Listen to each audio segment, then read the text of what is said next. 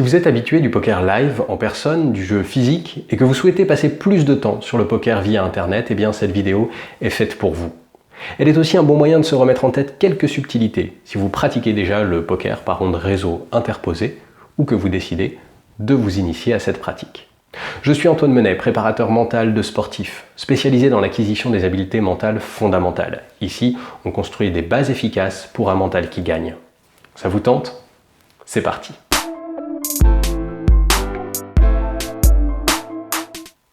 Je rappelle avant tout que jouer comporte des risques et que vous pouvez vous faire aider si vous sentez que cela devient une dépendance.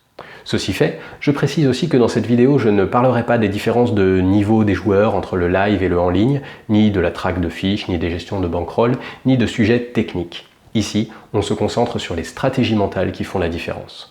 On parlera du multitable bien sûr, mais pour commencer, un sujet indispensable, la gestion du temps et du lieu. Là où le poker live vous impose l'environnement de votre club, ou du tournoi, ou du salon mal rangé de votre voisin, le poker en ligne vous permet de créer votre environnement idéal. Profitez-en. Les conseils habituels sont évidemment de limiter les distractions, de vous mettre à l'aise. Je soulignerai simplement l'importance de trouver un équilibre entre détente et énergie. Trop de détente et vous perdez en efficacité, vous risquez d'être ralenti, de ne pas réagir assez vite. Trop d'énergie et vous risquez au contraire de bâcler, de précipiter le jeu. En ce sens, à vous de trouver votre équilibre. Évitez de manière générale les photos de visage dans votre champ de vision, sélectionnez les couleurs, pensez à la profondeur de champ. De même pour la gestion du temps, profitez de la flexibilité horaire pour choisir un moment où vous avez assez d'énergie physique et mentale pour vous concentrer. C'est une opportunité qui fait la différence lorsqu'on joue en ligne. Vous contrôlez le temps et l'espace et vous maximisez vos chances de concentration. Cela peut paraître assez secondaire, mais prenez du recul et choisissez stratégiquement de ne jouer qu'au meilleur de votre forme. Le mental, c'est aussi de savoir jauger les situations froidement. La gestion du temps vous permet aussi de choisir facilement vos temps de pause en diminuant la pression extérieure. Utilisez la possibilité de vous arrêter régulièrement et de faire des temps de jeu courts pour vous évaluer et vous améliorer régulièrement. À ce sujet, j'ai créé un PDF reprenant les 3 plus grandes erreurs mentales en compétition, la troisième étant très liée à cette question de l'auto-analyse, on en reparlera. Deuxième thématique fondamentale, faire attention à votre concentration. La concentration, c'est la capacité à diriger et à maintenir le cerveau sur un élément.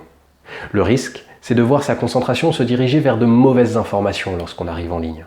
2 raisons à cela. La première, c'est que il existe une différence dans l'image renvoyée par les joueurs. Ils ont des pseudos étranges et parfois un peu évocateurs, et des profils plus ou moins éloignés de la réalité.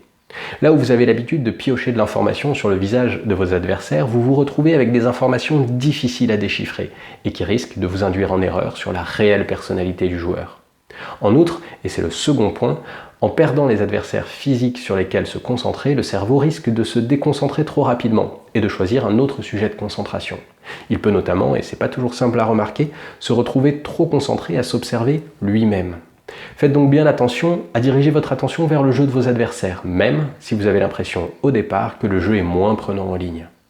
Et si vous avez vraiment le temps de vous ennuyer, peut-être est-il temps de tenter le multitable. Troisième thématique, le mental pour le multitable. Notre cerveau n'est pas capable d'enregistrer plus d'une activité à la fois. Il peut gérer 2 activités simultanément, une par hémisphère, mais il doit les enregistrer dans la mémoire, chacune à son tour. Au-delà de 2 activités, les hémisphères vont alterner les tâches. Ce que j'essaye de dire simplement, c'est qu'il est très difficile de gérer un grand nombre de tables en même temps. Commencez donc par une, puis augmentez progressivement, une fois que votre cerveau arrivera à traiter des tâches de manière rapide et efficace. Pour détecter le bon moment d'augmenter le nombre de tables, c'est à la double condition de s'ennuyer et de gagner régulièrement. Voilà pour ces 3 sujets de vigilance mentale, le lieu et le moment, la concentration et le multitable. Gardez bien en tête la courbe d'apprentissage, la répétition fait la progression. Je parlais du guide PDF sur les 3 erreurs mentales en compétition et les manières de les éviter. Eh bien, cliquez simplement sur le lien dans la description pour recevoir ce guide. Préparez-vous, partez à la conquête du web et rêvez grand.